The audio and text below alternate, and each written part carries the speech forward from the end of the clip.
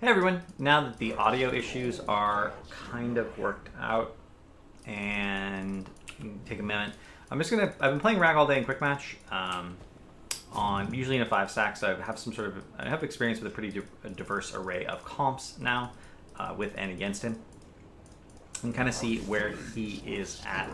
And I just wanted to share some of the insights I have into his talent build. I think he has a lot of talents that require a certain amount of synergy with each other, and if you don't take that synergy, you're just screwed. The talents just don't make sense. At every tier, there is usually a talent that doesn't require that much synergy, so you can kind of take that if you don't care. But we'll just get right into it. Of course, we'll go over his basic kit real quick. His Q is on a 4-second cooldown, and basically it replaces his auto attack with an ability damage area effect instead. It does reset his attack timer, so you can get a lot of value out of it. Like do it like that, a little bit of burst. It heals him for 20% of the damage dealt, and healing is doubled versus heroes. It's pretty valuable. Living Meteor, vector targeted. You summon a meteor at the target point that deals damage, and then rolls off, dealing more and more damage. Pretty decent. His E is his only version of a gap closer, and is also an area effective, so it increases his speed by 1.5 seconds, or for 25% for 1.5 seconds.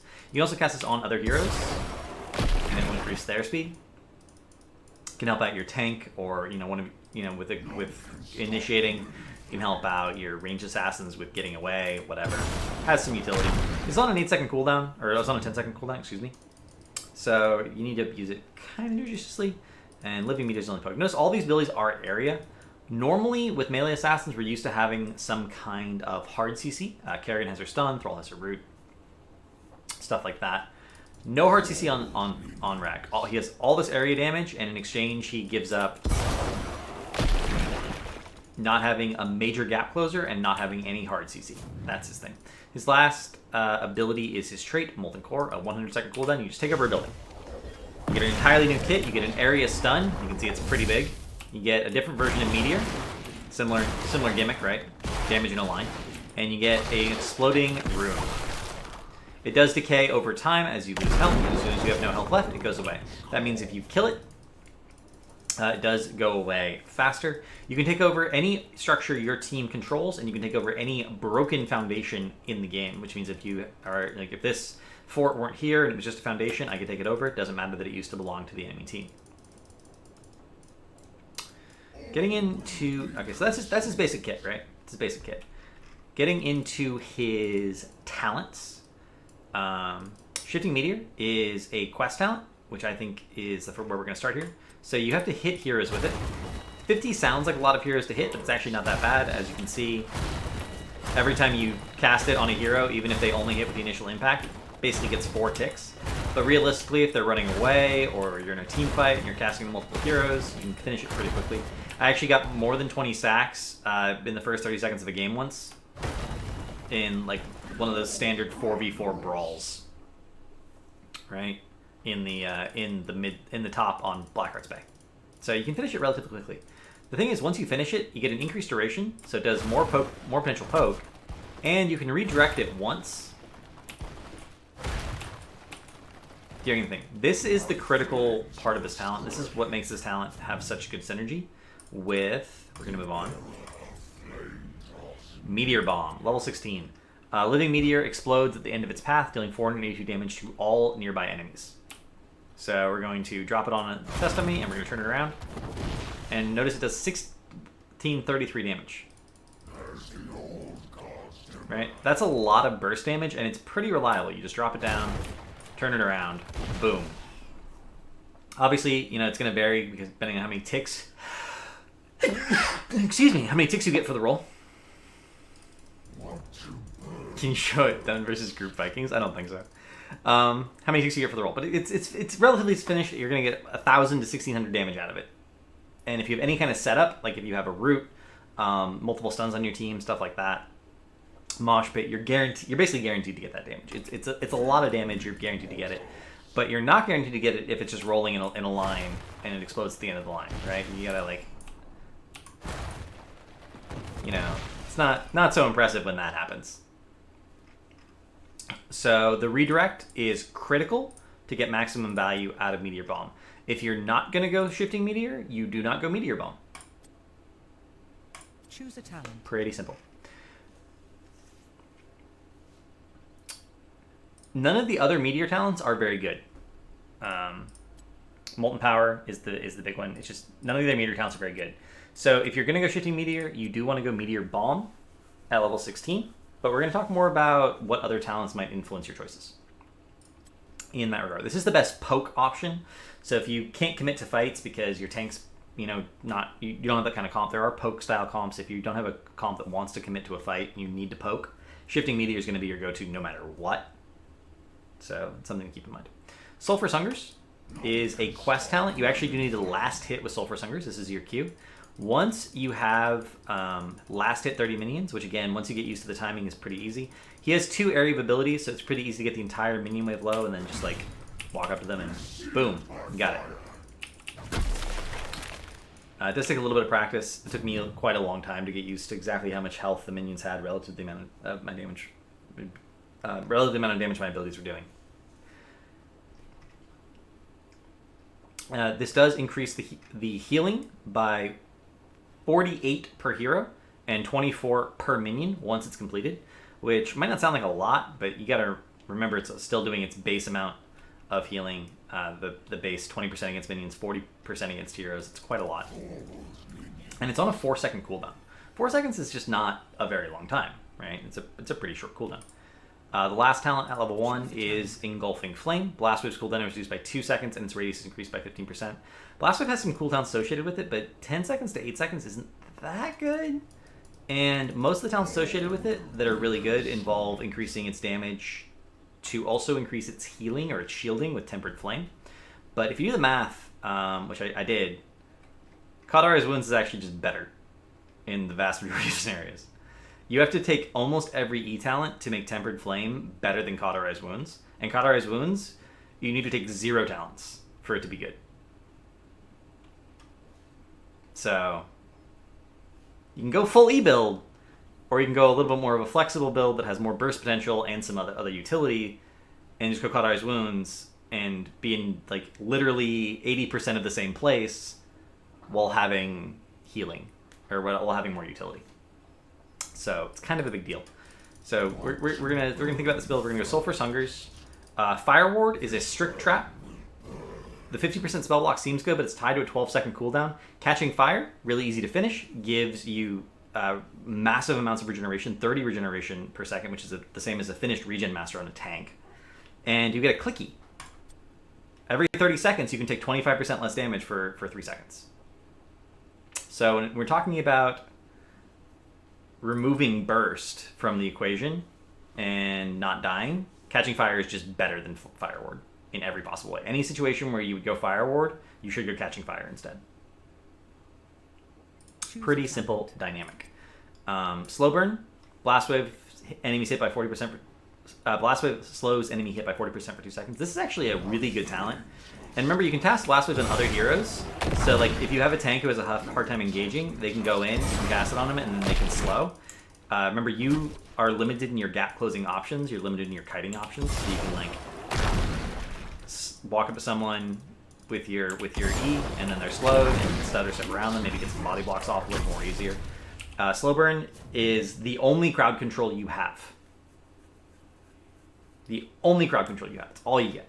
So you should always consider this. I think Catching Fire is better on average, but there's nothing wrong with Slow Burn. Fire War's a trap. So again, Sulfurous Hungers. Let's say we're going Catching Fire. Molten Power just isn't that good. Does Fire Ward give stacks per collision? It gives a stack per collision, but it's capped at 2 stacks. So it's 2 stacks on a 12-second cooldown versus over 12 seconds, you'll gain back, once this is finished, math, 360 health. 360 health is more than Fire Ward will mitigate in most cases. And it happens all the time, not just when you're in fights. It's not tied to hitting an ability. And it also gives you the clicky. It's strictly better. It's just strictly better. Hand of Ragnaros. If Empowered Sulfurous hits at least 2 enemies heroes, it restores 10 mana and its cooldown is reduced by 10 seconds. Rag doesn't have too many mana issues unless you spam things a lot. which you can do. You can get in this habit of spamming. I did it in a few games when I was playing Ragnaros. But if you can consistently hit 2 heroes, again, this is a lot of healing, right? Especially when you think about other talents that synergize with it. This is a ton of extra healing, and it's a ton of extra damage. Empowered Sulfurous hits for the most of any of Rag's abilities, guaranteed. Like, Living Meteor can theoretically hit for more, but it's kind of weird. Blast Wave obviously is utility ability. It doesn't hit for as much. So Hand of Ragnaros is a busted talent. It's just actually good. You could take no other Q talents and this would still be a good talent. So we'll take that. The other options, Molten Power. Each enemy hit here by Living Meteor increases the damage. This is you can see it. Yeah, I'll show you what it looks like. So you have Molten Power, you get a little thing there. Notice it's per enemy hit. Not per tick, but per enemy. Which means the only way you get max out value of this is if you hit all 5 enemies. And it only applies not to the current one, but to the next meteor you cast. That's awful. It's actually terrible.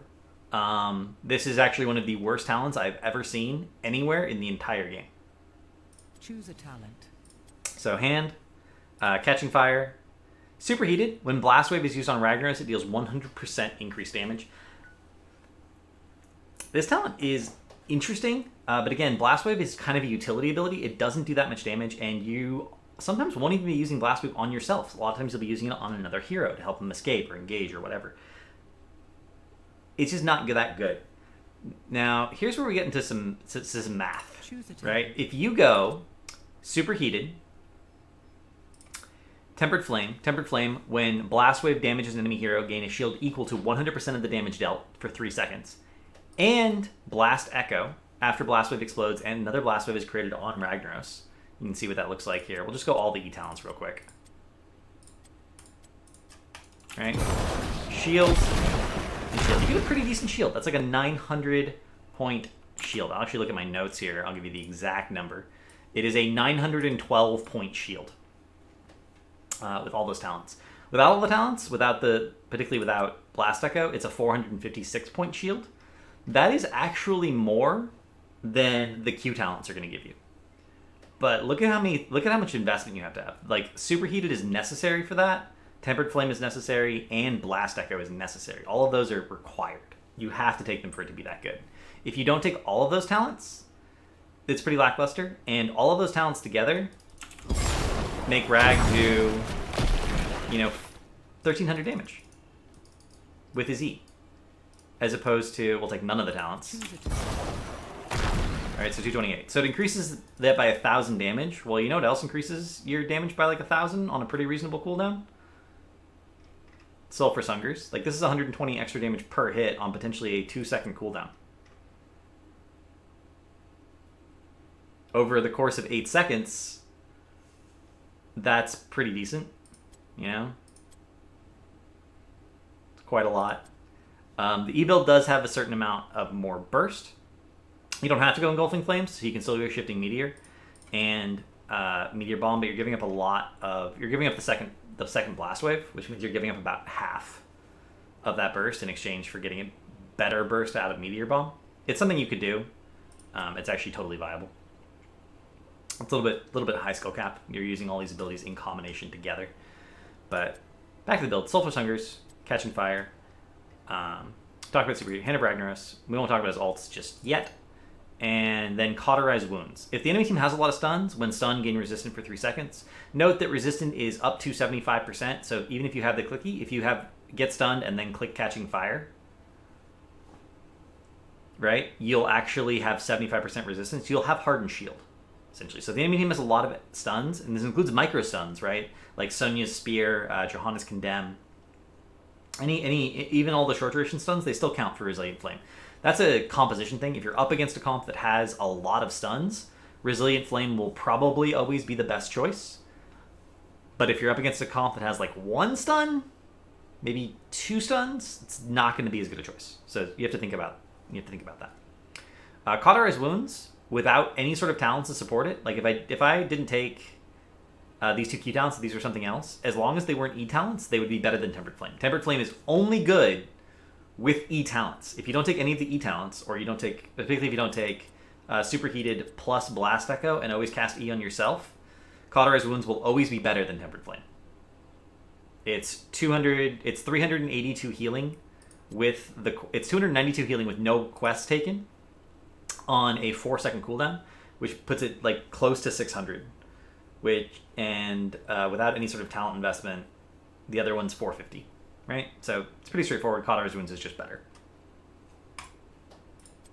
And here's where we get into a weird situation. Blast Echo, as we talked about, is useless without synergy. Meteor Bomb, as we talked about, is useless without synergy. So you go Giant Scorcher, right? You go Cube. Giant Scorcher is not good. Empowered Sulfurous burns enemy heroes for 9% of their maximum health over 3 seconds. This additional damage does not heal Ragnaros. It's not bad, but that doesn't mean it's good. It's just that without the synergy, these two talents are useless. They actually don't do anything. Submerge, I think, is a pretty amazing talent for this build. Right? It gives you a heal and a sort of an ice block on a 90-second cooldown. The cooldown's really long. I think the cooldown's too long for it to be a consistent pick, but at the same time, I think it's really good. Heroic difficulty, Molten Core has 50% increased health and damage, and its cooldown is reduced by 50 seconds. That's pretty strong.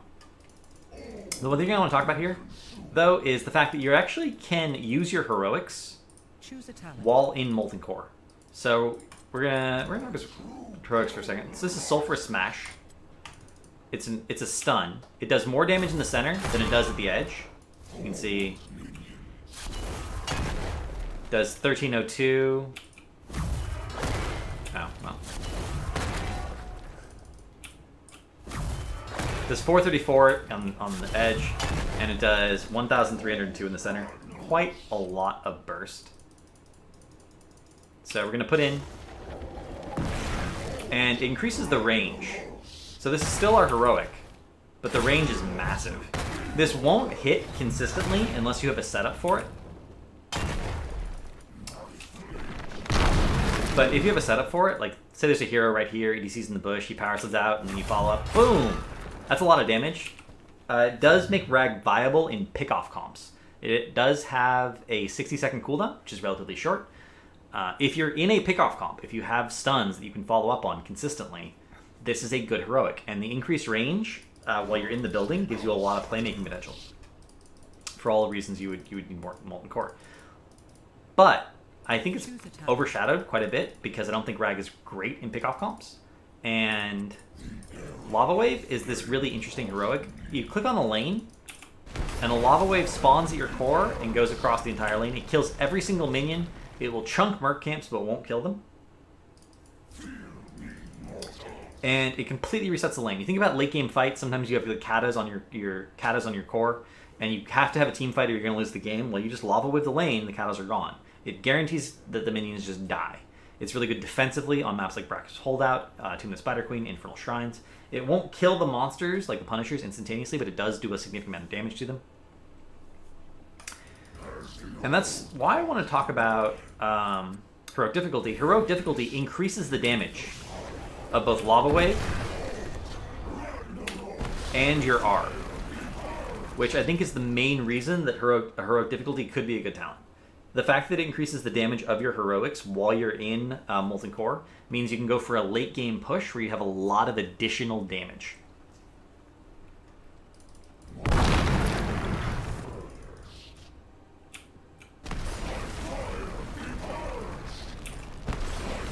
If you use Lava Wave like in the jungle like this, it will auto to the nearest potential lane. So something you gotta be careful about. You can also use the minimap to cast it. So if you're not comfortable like panning your camera over, you can just click on the minimap. That is an option. Lava Surge gains a second charge, and Lava Surge's cooldown is reduced by 10 seconds. Obviously, all the benefits of Lava Surge get doubled here, a little bit more than doubled. You can manage multiple lanes at the same time. You can double up on a lane if you're going for like a late game, end game push. You can do all sorts of shenanigans. Flame of Sulfurous Smash slows enemies by 50% for 2 seconds, and enemies in the center are stunned for an additional 0.5 seconds, which is now 1 second of stun, as opposed to half second of stun that it was before. So take all the information, we can think about some builds here, right? Engulfing Flame reduces the cooldown by 2 seconds. If you're going to invest heavily into your E, then obviously that reduced cooldown would be very worthwhile. You don't necessarily need slow burn, but it does help. You can go superheated, lava wave, tempered by flame, blast echo, and then whatever at 20. That's the full E build. That's pretty reasonable. Matter of fact, I don't think I would go any E talents if I didn't go for the full E build personally. Choose a talent. So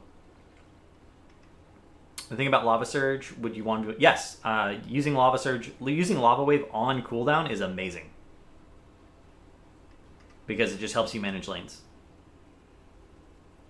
It's actually amazing. So we are gonna so shifting meteor build. So this is when we're gonna go meteor bomb at 16. Again, slow burn is decent, but without the reduced cooldown, it's not as good. And catching fire is just always really, really high value. I think this is a case where one talent's just gonna dominate the tier.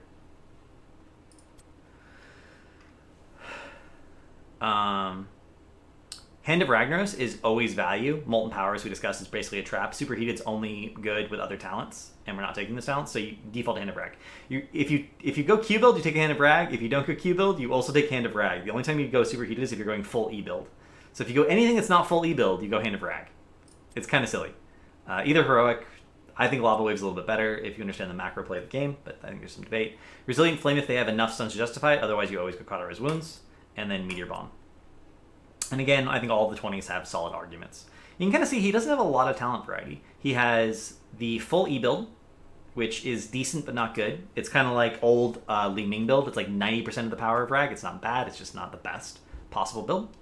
You have this sort of hybrid W build, so you get Shifting Meteor and Meteor Bomb, both relatively good talents together, and then you just take the best talent at each tier that doesn't require synergy to be good. And then you have the full Q build, Sulfurous Hungers. You should definitely take Catching Fire with Sulfurous Hungers because you're going for sustain. Hand of Ragnaros, this gives you a lot of single target burst. Maybe even Sulfurous Smash with this one. Cauterize Wounds. And you go Giant Scorcher because Meteor Bomb and Blast Echo don't do anything without other talents to support them, and then whatever level 20 you want. So, in my mind, he has 3 builds without a lot of variety. I think his level 20 talent here may be his most competitive one, which is not an unusual situation, but kind of unfortunate. And yeah. So that'll be it. That was my review of the Ragnaros talents. Hopefully people found that useful. Feel free to, leave some comments. And remember, this is the stream where we never lose. We always win. We learn something. Learning is always a win. Have a good night, everyone.